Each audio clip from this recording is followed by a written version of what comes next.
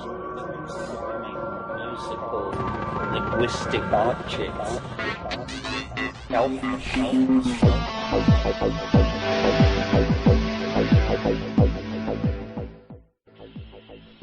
Greetings from Cyberdelic Space.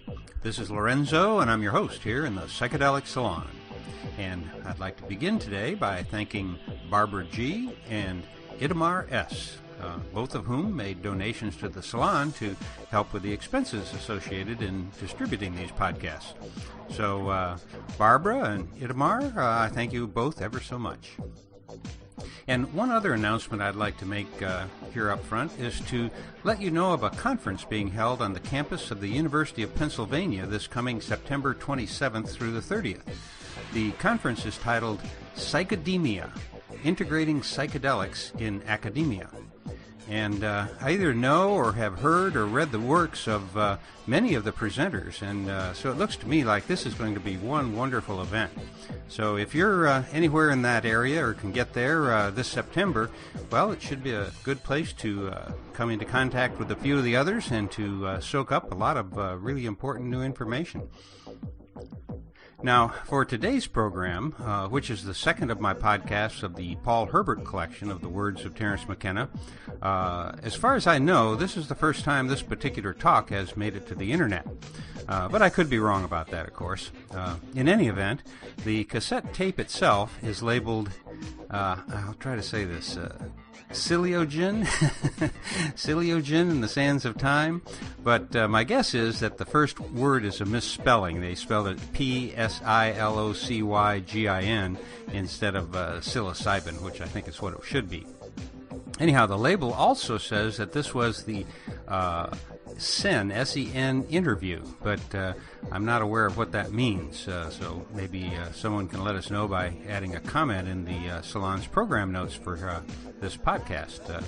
And so this talk, or the interview I guess it is, was recorded at the Esalen Institute near Big Sur, California in December of 1982. And if you'd like to see a photo of the cassette that I got this from, I've included one along with the program notes for this podcast, which, as you know, you can get to via psychedelicsalon.us. Now, there are several quite interesting comments that Terence makes in this interview or conversation, and I suspect they'd have much less meaning without our knowing what happens later in the story of Terence McKenna. For example, at one point, he's being very careful to point out the dangers from a psychological standpoint of using psychedelic medicines, because, as he says, and I quote, "Each journey into that dimension is a total existential commitment, and the element of fear is always there," close quote. And by the time we get a half hour or so into this interview, we're treated to some really poetic, almost prophetic, and certainly beautiful, eloquent riffs, some of which are the best I've heard Terence deliver concerning the importance of humanity and the extraordinary times in which we now live.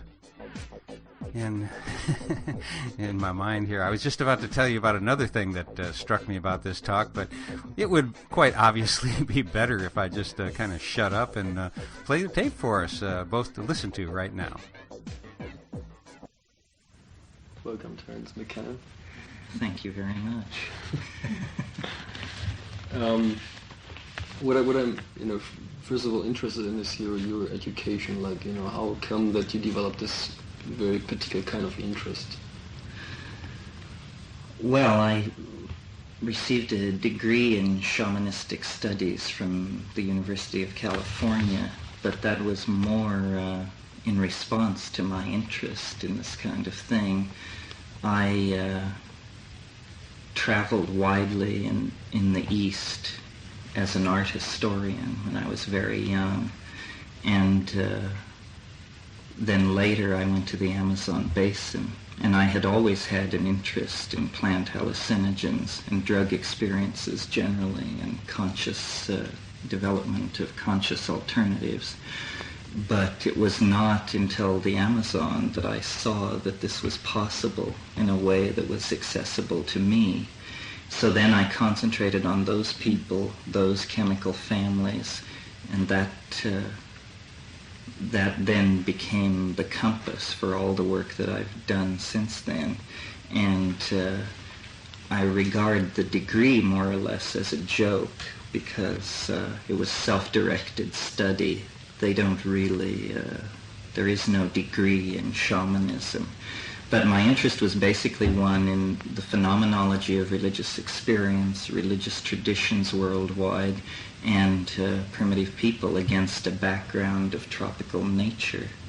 And stumbled onto the mushrooms in the jungles of Colombia in 1971, and was not even particularly interested in mushrooms at the time. We were looking for a less well understood drug that is still not discussed much in the literature, that exists in a very circumscribed area among 3 Indian tribes.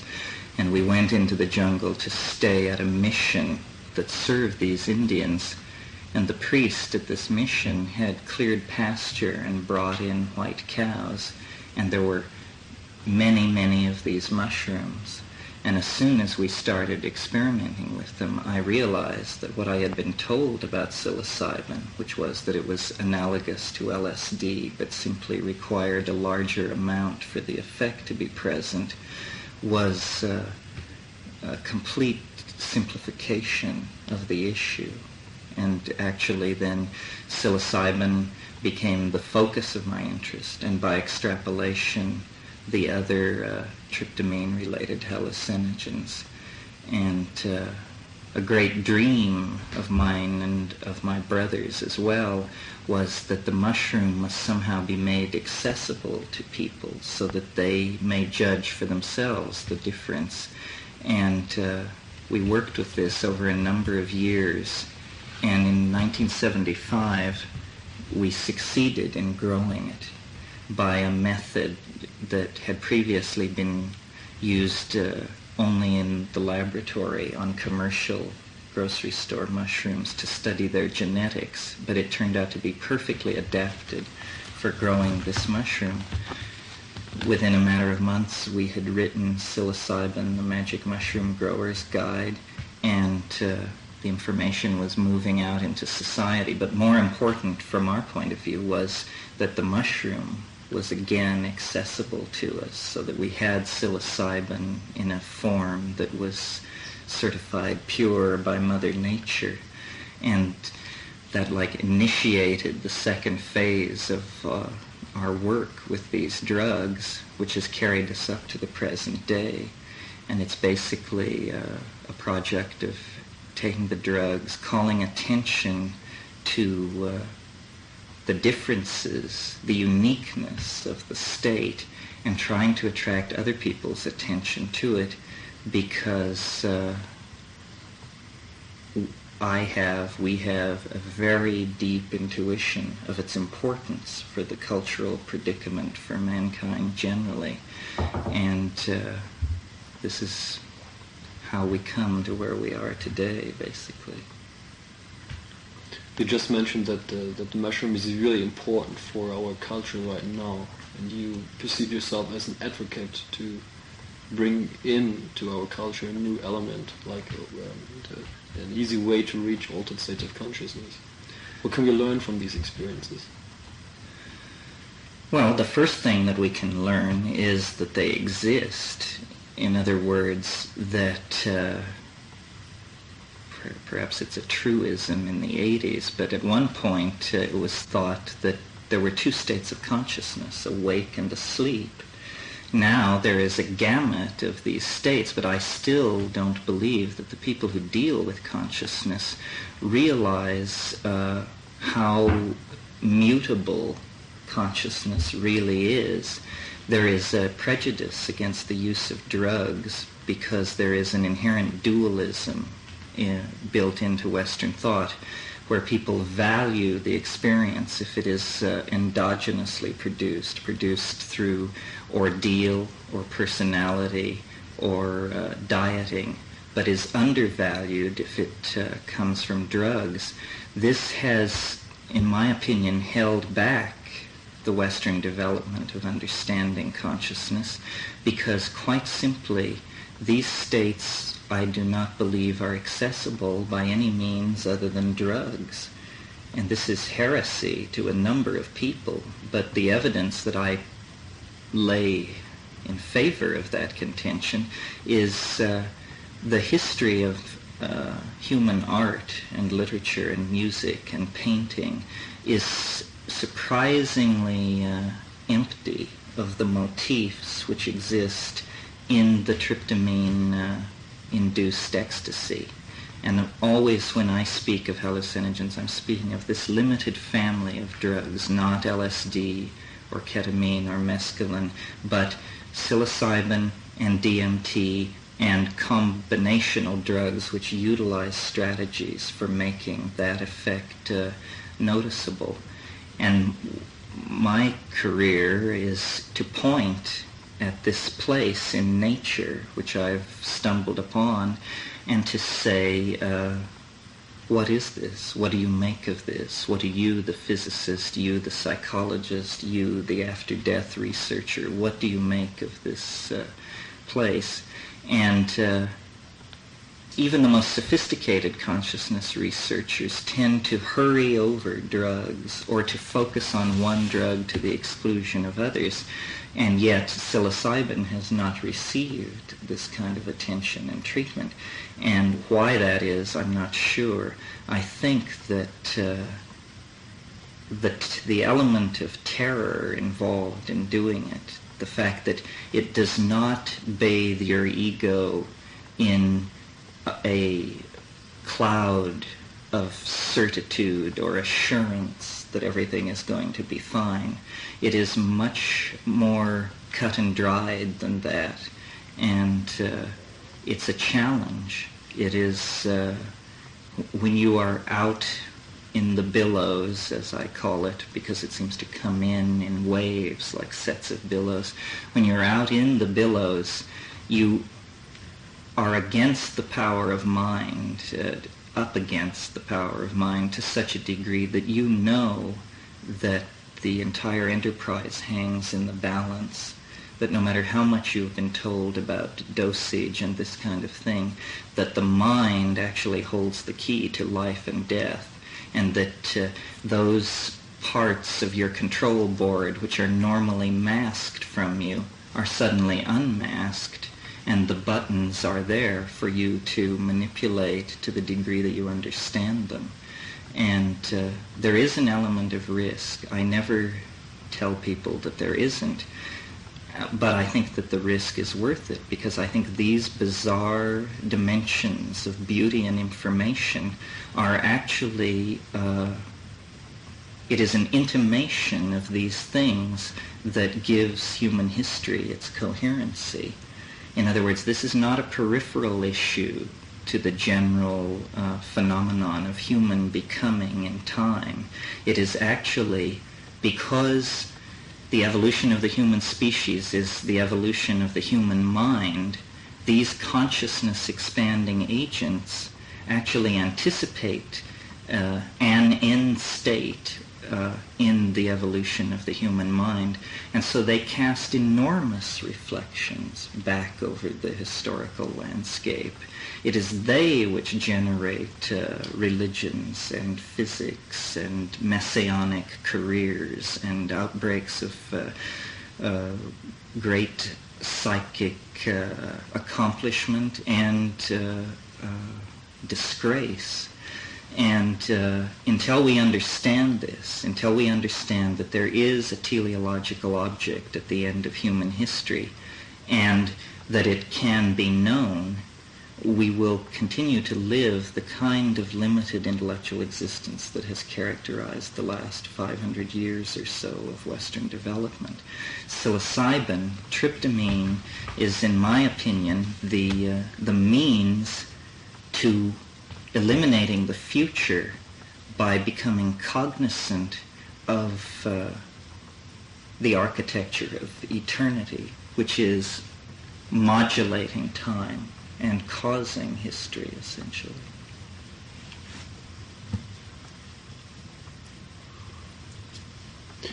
How do you perceive in this context the future of mankind and the human mind?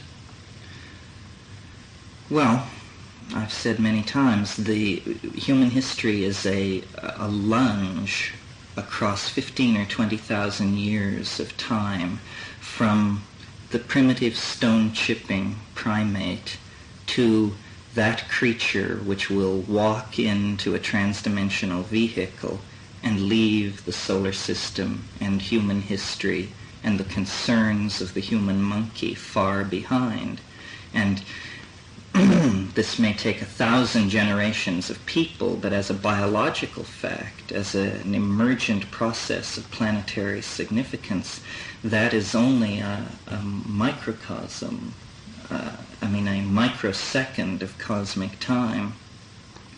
The immediate future of man lies in the imagination, and in seeking the dimension where the imagination can be expressed. The present cultural crisis on the surface of the planet is caused by the fact that this is not a fitting theater for the exercise of imagination. It wrecks the planet. The planet has its own ecosystemic dynamics, which are not the dynamics of imagination. In space, the physical space that surrounds the planet, the modalities of imagination will be the limiting cases of what man can be done. So I see man becoming an artist and an engineer. In other words, flowing into our ideas, perhaps more than we dare even now suspect. In other words, a possible end state of that kind of technical evolution would be the interiorization of the body, of the human body, the individual body, and the exteriorization of the soul. And this seems to me to be what the recovery from Adam's fall allegorically is getting at, that the soul must be made manifest and eternal, and the body must be incorporealized so that it is a freely commanded object in the imagination. And what I mean by that is something like what William Butler Yeats is getting at in his poem Sailing to Byzantium, where he speaks of the artifice of eternity and talks about how beyond death he would hope to be an enameled golden bird singing sweet songs to the lords and ladies of Byzantium. In other words, it's the image of the human body become an indestructible cybernetic object. And yet, within that indestructible cybernetic object, there is a holographic transform of the body, and it is released into the dream. In other words, the after-death state is actually the compass of human history, that we are attempting to undergo a complete death of the species, and as we struggle with this concrescence of thanatos, there are problems like nuclear stockpiles and all these things arise, because the message that we're trying to read is the message we most fear to hear, which is that you must die to experience eternal life, essentially. But what this death that we're talking about is an understanding that the human, the Dasein, the being of human beings, desires to be released into the imagination. And until we confront death with the attitude that it is the after-death state that needs to enter history, there will be a great deal of anxiety. It's like a birth. A birth is a death. Everything you treasure and believe in and love and relate to is destroyed for you when you leave the womb, and you are launched into another modality, a modality that you would not perhaps have chosen, but that you cannot do anything about. So I think these drugs anticipate this, because I think that time is the moving image of eternity, as Plato said, and these drugs place you outside of time. Now, the mechanism of how that's done, you can invoke Bell's theorem or just call it pure magic. but it does happen in the here and now. It is accessible. It is not something remote from us. But somehow the clamor of the modern world and in the search for answers, people have feared to place themselves on the line and to actually wrestle with life and death out there in those strange Bardo-like dimensions, not realizing that there is no other way to win true knowledge. I mean, it cannot be easily come by. There is no knowledge without risk-taking. And I see the human future emerging along the lines that the mushroom visions have insisted upon. The proliferation of electronic media, the densification of information, the breaking down of consensus reality, the breakdown of a coherent dogma at the center of physics. All these things indicate that it is slowly becoming understood that the modality of being is the modality of mind. And once that realization is placed in the center of someone's thinking about the world, the importance of these drugs will be seen to be paramount. And once a culture places that understanding in the center of its model of the world, these drugs will then point the way, and we will be much closer to the end of history that I think we all desire, consciously or unconsciously. A cutting of the Gordian knot and a release of the human species and individual into the dream, basically. And primitive people, meaning pre-literate people, they just have circumvented the entire process of history. They have leapfrogged over us.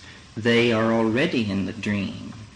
They have accepted the drug on its own terms and assimilated it and live with it. The problem with that, for them and for us, is that we are destroying their world, and our intellectual equipment is such that we can never have that naive epistemological approach to these phenomena, because we know about techne. We know that energy can be manipulated to achieve effects, and so it isn't enough for us to try to recreate the shamanism of pre-literate people. We have to go into the shaman space with the a priori categories of Kant, with the eidetic reduction of Wittgenstein, with the ideas of Merleau-Ponty and Whitehead. All the intellectual equipage of our culture must be carried with us into that space to attempt to map it in a way that will be relevant for us and that will point the way toward a shortening of this period of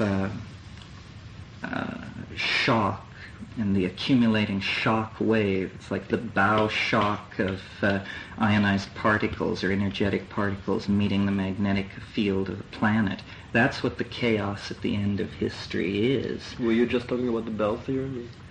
No, I'm talking about a shock wave which precedes eschatology and is modern times, basically. I mean, it has been increasing throughout history, but as we grow closer to this moment where the human mind will evolve into hyperspace, the confusion, the amount of contradiction, the amount of,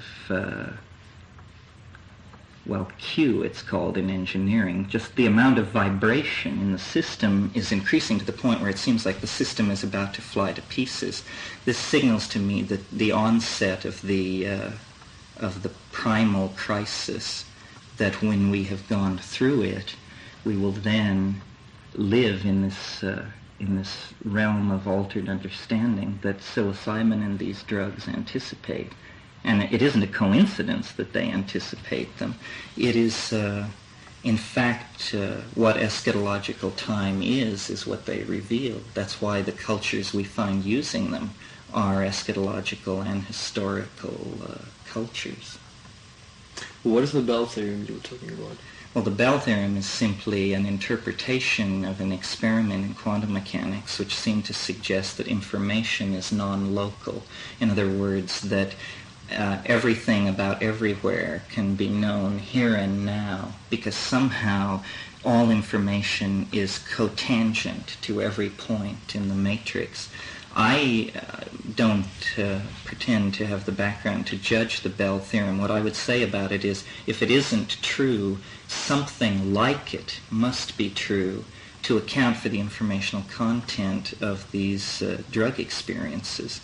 If you just take a simple behaviorist model, what is in your head, if behaviorists and reductionist evolutionists are correct, what is in your head should be very adapted to the here and now. It should be efficacious information that bears on your survival.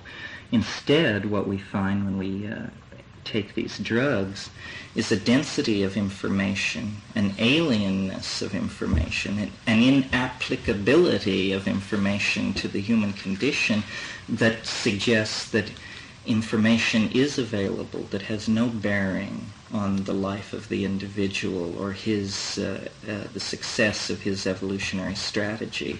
And I just cannot believe that these things are built into the human psyche. I have, as I say, I was involved with Jungian ideas, and those archetypes and those archetypal processes are not what I'm talking about. I'm talking about the thing which, for want of a better word, we call the alien or the extraterrestrial, the thing which comes out of the drug experience that is unenglishable, beautiful, but so bizarre that it seems to exceed human categories. Some people talk about entities.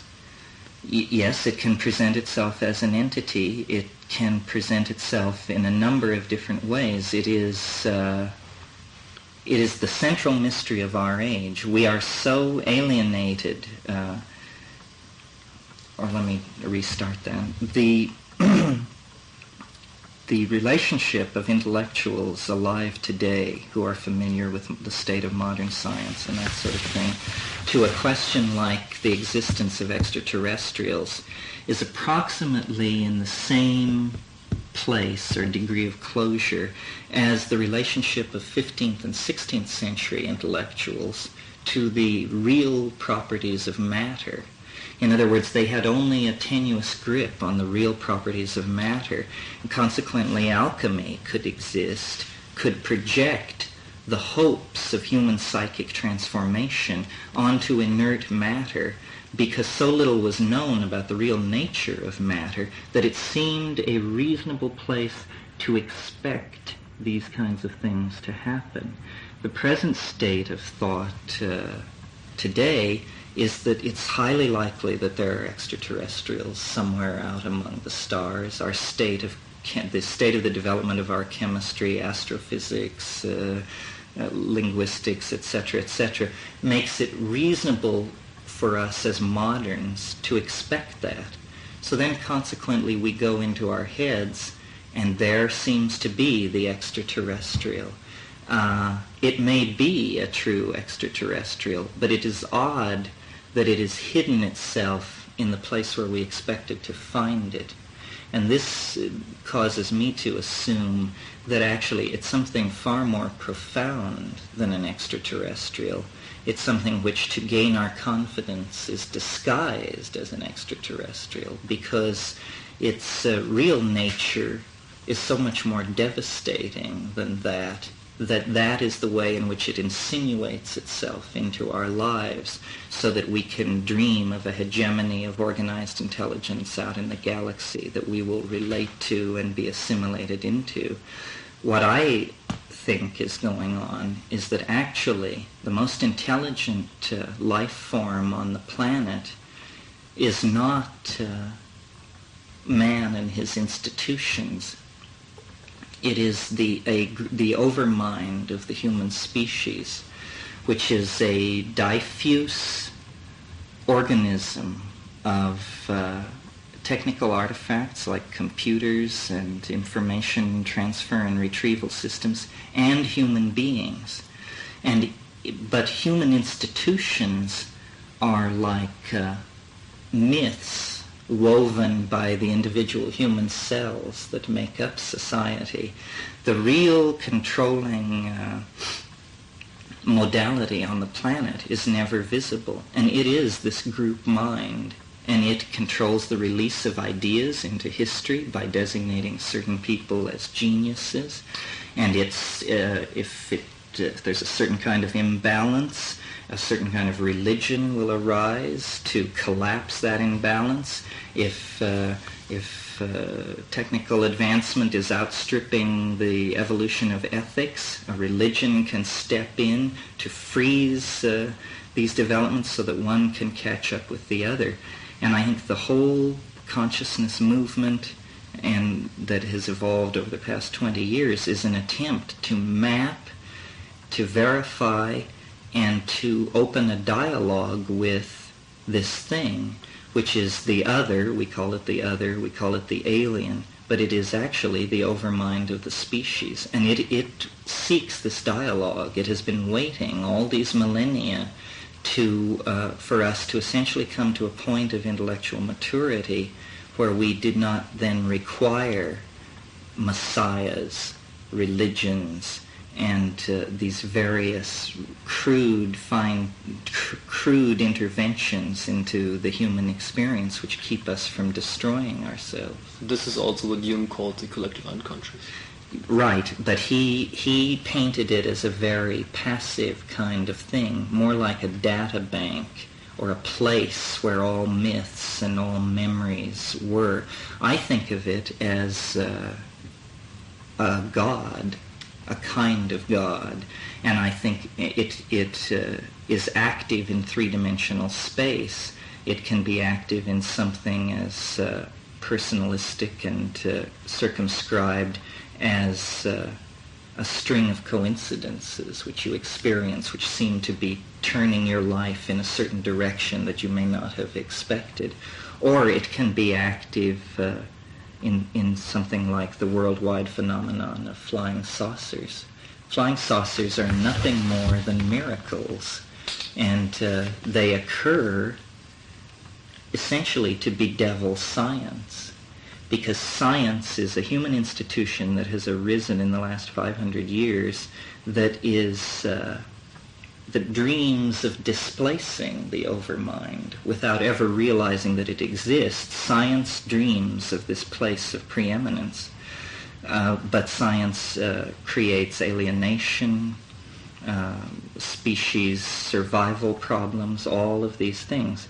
Now then, the overmind, which can be thought of simply like a cultural thermostat, it clicks on when the clash of contradiction between the ethics of a society and some other institution, in this case science, becomes too great. This governing device clicks on, and it begins producing those events most destructive to the institution that is seeking preeminence, in this case science. So the inexplicability of the flying saucer phenomenon is its central reason for being. And all the effort to reduce it to something, metal ships from far away or anything else, is doomed to failure, because its very reason for being is to undermine those kind of ontological systems. Why we're talking about this is because psilocybin inducts you into the flying saucer experience. In other words, a metaphor for it would be to say that psilocybin is a means of triggering the so-called abduction experience, or the close encounter of a third kind.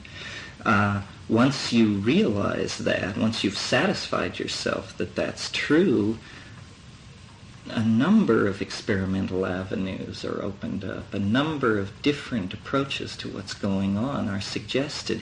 I mean, here we have alien entities eager to transmit information, eager to carry on a noetic dialogue, and we seem to be ignoring the opportunity because our categories mitigate against us correctly appreciating it. Are these entities coming from outer space, or are they more part of us? It's impossible to tell. This is the game that you must play with them, is through dialogue, trying to figure out if this is the previously unseen human psyche, or whether it is actually a thing coming from the outside. And it is not an easy thing to decide, because we are so alienated from the self that we don't really know what it would be. So it's not important to know the context, it's more important to know the content. What would they have The to content is very interesting, yes, because even if we were somehow to verify that Bell's non-locality theorem applied, and that these were real entities around a real sun somewhere in the universe, it would make them no more or less real. In other words, it's a hang-up to demand that they appear in three-dimensional space. I always, I have this hang-up, so I don't put it down. I always think of the Apostle Thomas, because you'll recall Thomas was not present when Christ returned when he rose from the grave. He appeared to the apostles in the upper room, and Thomas was not present. Then later he was there, and the apostles said, "Listen, the Master was here, and it was wonderful." And he said, "You people have been smoking too many little brown cigarettes. That's preposterous." And at that point, Christ walked in, and he said, "Thomas, come put your hand into the wound so that you'll believe." And so he did, and so then he believed. Well, the moral of the story, as I read it, is Thomas was the doubter. Consequently, Thomas was the only one who was allowed to actually touch the resurrection body. It was because he doubted that he was vouchsafed this position of preeminence. And I'm like that. I mean, I would like to touch the incorporeal body. I would like to call the saucer down and observe all of its workings. But this is a spiritual aspiration that cannot be advanced by any human technique or activity. This is just something you pray for. In the meantime, the job is to map it and describe it and explore it and try to direct the attention of other people more intelligent than myself to this astonishing fact, really. I mean, I'm troubled by the fact that so many strange claims are made today, so many forms of aliens and channeling and voices in the head, that when I began all this 10 years ago, I was afraid to speak because I sounded mad, even to myself, and I sounded like a voice in the wilderness. Today, the situation has changed to the point where I can barely make myself heard amidst the clamor of people who have various entities from Atlantis and beyond the grave and Zeta Reticuli and what have you, clamoring to be heard. So I take it on faith, and I ask you to take it on faith, that I am somewhat more objective and somewhat more interested in hard facts than these other channelers. I would like people to take a look at this phenomenon and then tell me what they think.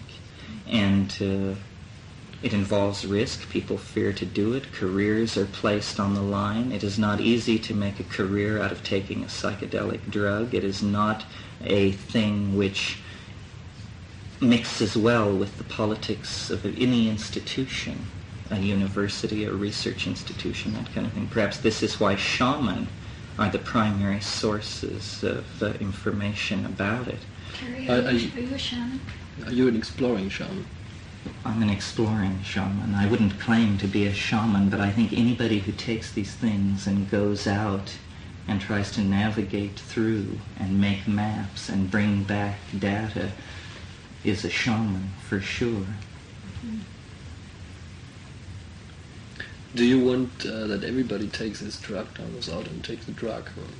No, I don't think so. I think it's very dangerous. I do not tell people that it's safe because I don't have the faith that it's safe. I know what the pharmacological literature says, and it says that it's safe, that at the doses where these effects occur, there can't possibly be a problem. But this seems to me to be the naivete of materialists, and we shouldn't be in a hurry to believe them, even though it might make us more comfortable to do so. In other words, it's saying, the drug may not be toxic, but you may be self-toxic, and you may discover this on the drug, in the drug experience. So you have to hone yourself and be clean, and you never know if you're clean enough until it's too late, because each journey into that dimension is a total existential commitment, and the element of fear is always there. I mentioned this morning, that I think the fear validates it. I think it's fine to take drugs for pleasure, but it should be labeled as taking drugs for pleasure. And the high doses of psilocybin that are necessary to elicit entry into these places, it requires, as it says in Hamlet, you must screw your courage to the sticking place.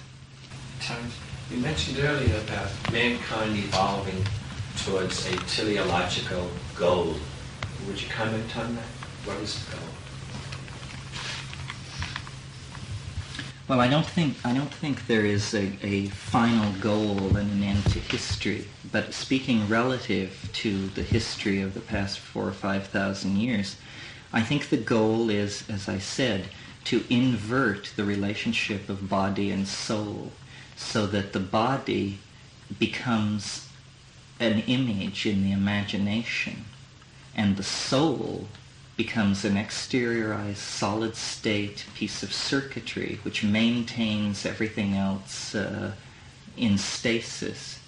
And I'm not sure if people even realize what I picture in my mind when I say this, but I think that the destiny of man and what man will make be his destiny, just because of how we are, is release into the imagination. And this is what all our after-death scenarios say, whether they are true or not, and they may be true. And this is what poetry aspires to, art aspires to. It's release into the imagination. We are creatures of the dream. And once this is articulated with sufficient clarity, and it's happening now, but I think the work we do with these drugs, we are the earliest pioneers in what over the next 100 years will lead to an understanding of consciousness almost as a thing apart from the monkey body and brain. We are consciousness. We may not always be monkeys. We fear the dehumanizing effect of so many computers and emotions, euphoric emotions not related to sex and all these things. We fear them. We say we are moving further and further from nature, deeper and deeper into our own psyche. But this is a dualism. Our psyche is nature. And we cannot move away from nature by exploring these places. So I believe, that a technological recreation of the after-death state is what history pushes toward. And that means a kind of eternal existence where there is an ocean of mind into which one can dissolve and reform from, but there is also the self, related to the body image, but in the imagination, so that we each would become, in a sense, everyone.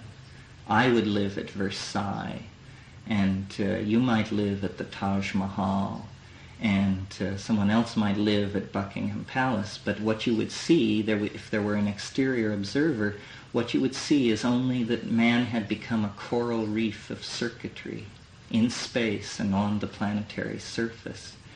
But this is a very extreme view of the history of man because it's essentially Gnostic.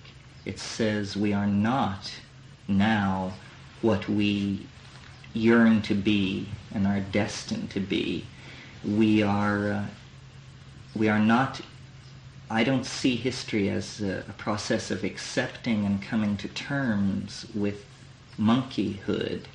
I see that it will inevitably seek to transform and transcend monkeyhood. And this will be very frightening.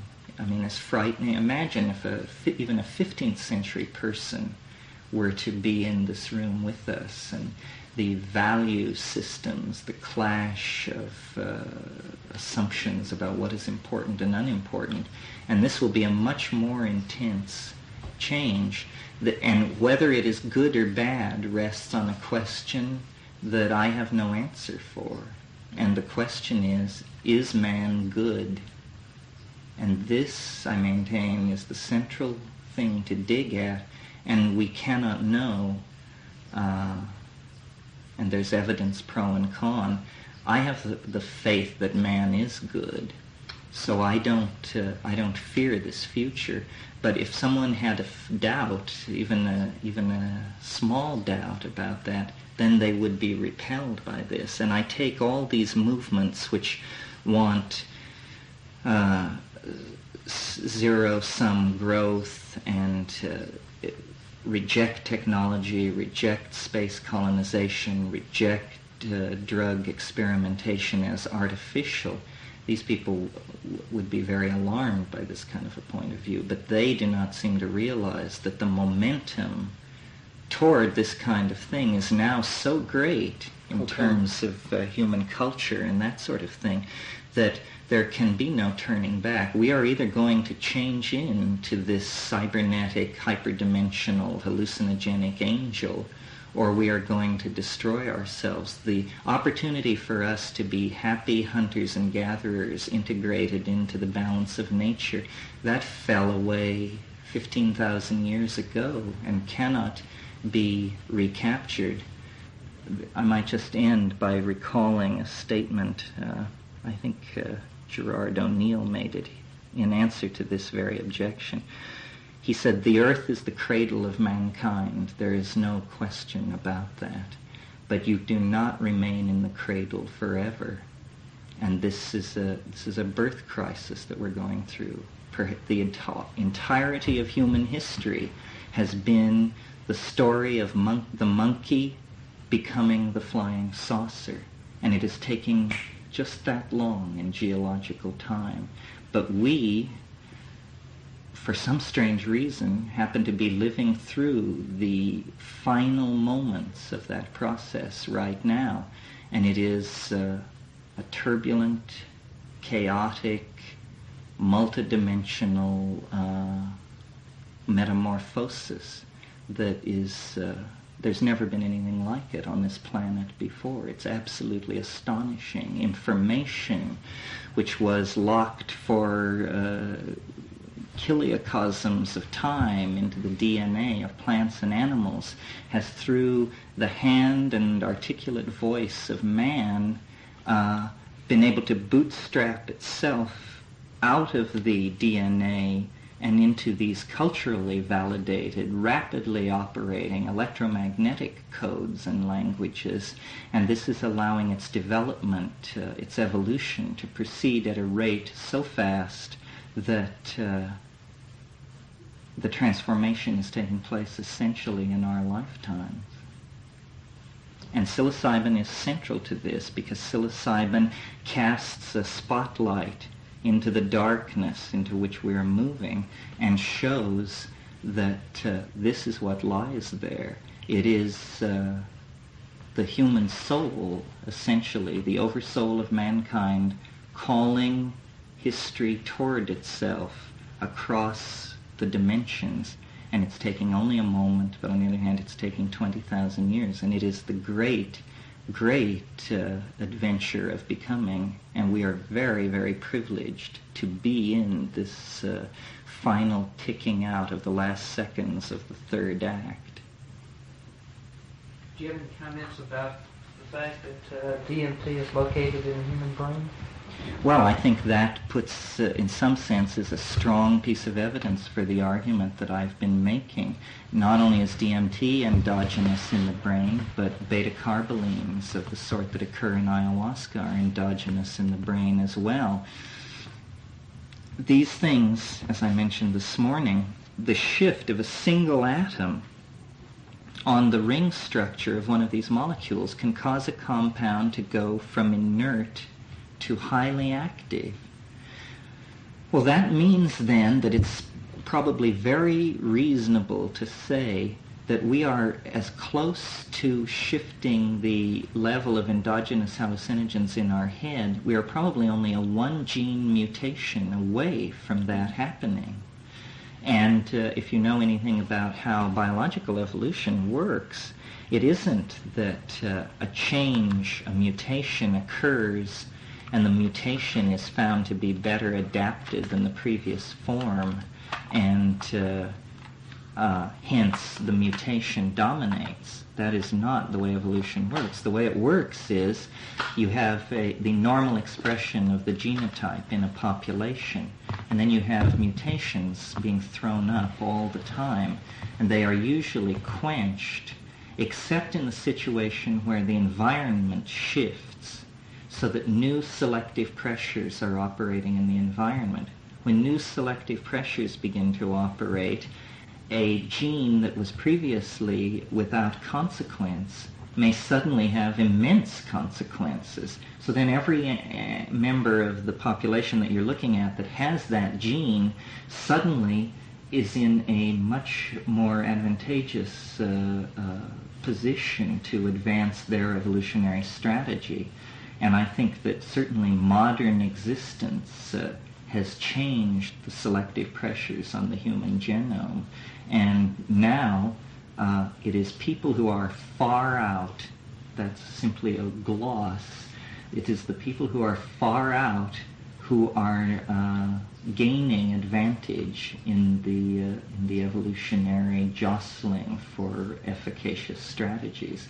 And this, you're right, Frank, this is happening on the hardware level, on the level of endogenous tryptamines and that sort of thing. I think schizophrenia is essentially, in a way, a disease of modern times, and it is, though it's always existed, of course, but the incidence of it and the incidence of schizoid, if not schizophrenic, personalities and types is because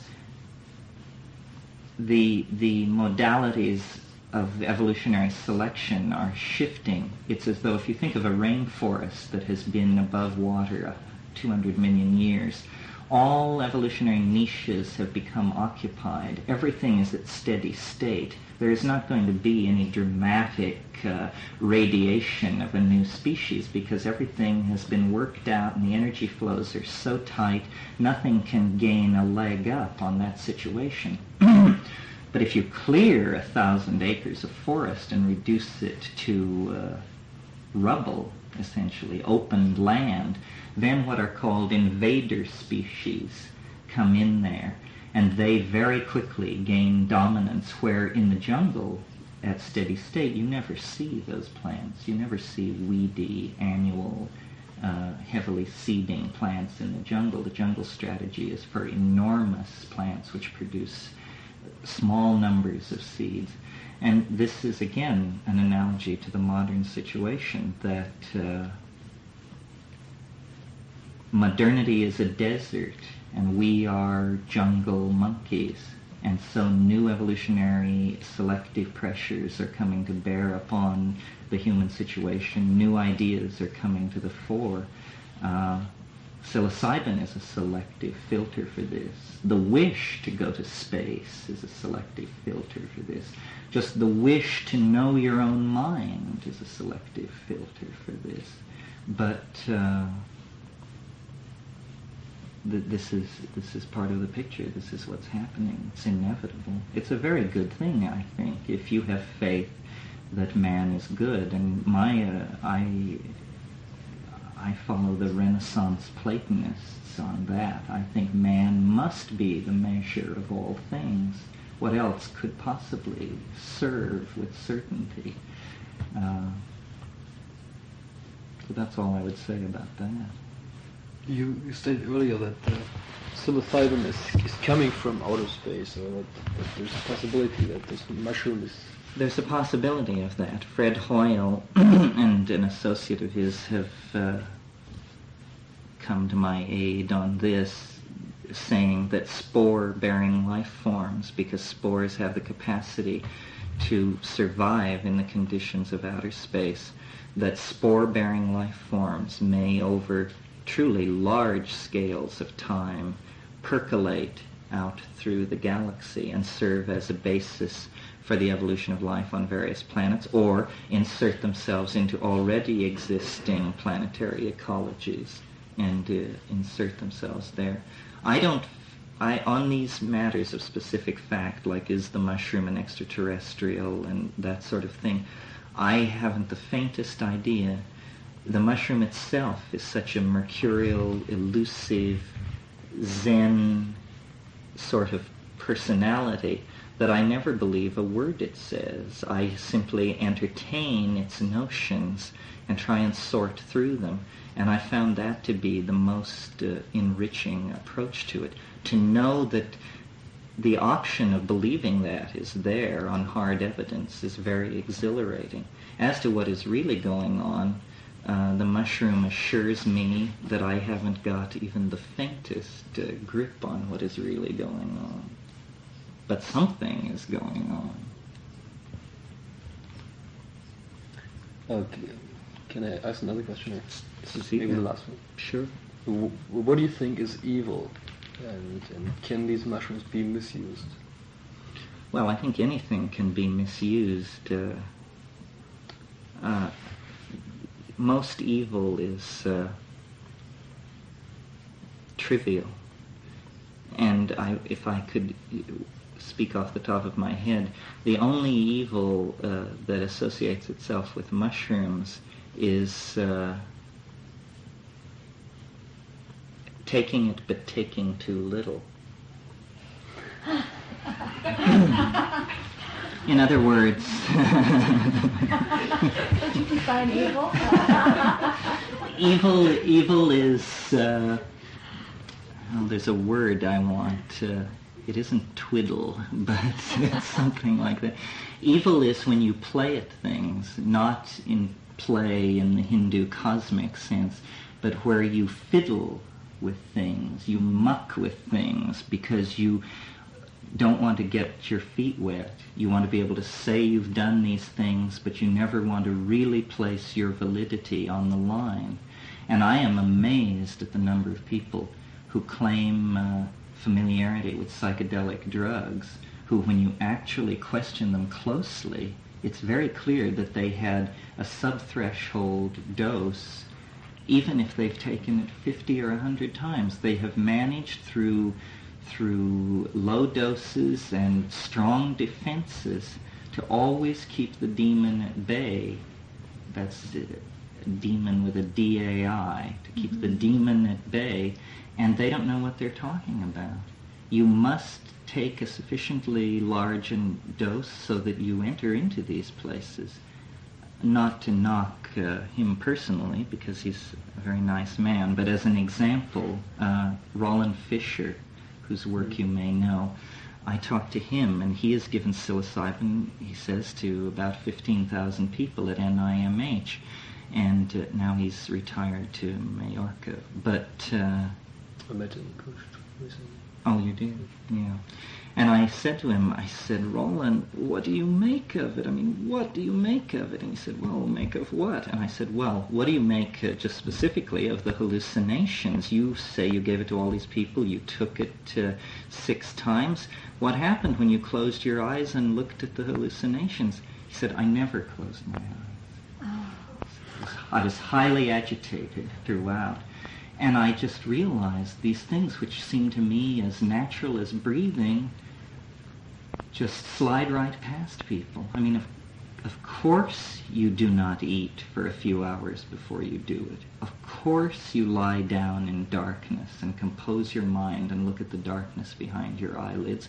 And of course you invoke it through the wish to have it come to you. These are things as simple as they could be. Yet here was a man with a lifelong professional involvement in it, published dozens of papers, has made contributions in the mapping of consciousness, but he could never just stop fidgeting long enough to see it. So my idea of that as evil is anything which trivializes a mystery would be evil. And since this is a mystery, any dismissing of it or constantly taking it at low doses for hedonic purposes, I mean, there's nothing wrong with that, but that's not the whole story, and nobody should think that that gives you a pedestal from which to speak about it. You really have to do these heroic amounts and integrate them. This is something I haven't even talked about in this interview, but these things are very state-bounded, a term which Roland Fisher, in fact, coined. That simply means that they're very hard to retain and remember what exactly happened at the peak of the flash, and you come down and you say, well, it was very strange, there was information, there were entities, but I just can't get back to it. The way to overcome that is to be as psychedelic in your down life as possible. And by psychedelic, I mean ideas, cognitive activities. You should dance, you should read, you should think, you should paint, you should sculpt, you should converse, you should constantly involve yourself in cognitive activities, because taking these drugs is one of the major cognitive activities. And then, if you have a grip on human history, where the human enterprise has been, where it's going, if you have been many places, it's easier to map. I'm reminded of, there's an alchemical aphorism, I think it's attributed to Athanasius Kirchner, where he says, the oldest books, the farthest countries, the deepest forests, the highest mountains. This is where you must seek the stone. And what he means is you must simply acquire experience, because it is only in the acquisition of acquired experiences that you have a reservoir to draw on when you seek to make metaphors and analogies about the alien thing. When you invoke the God, then you can map back onto it and say, well, it's like this, it's like that, knowing that it is not that or this, but the fund of analogies is there to give you a grip on it. So there's an obligation to experience deeply and richly and thoroughly and intellectually, I might add. And then you can map back onto it. But it's a dialogue between you and it, where you are discovering new things about yourself and it, and trying to resolve the question, are we the same thing? And I haven't resolved the question. My suspicions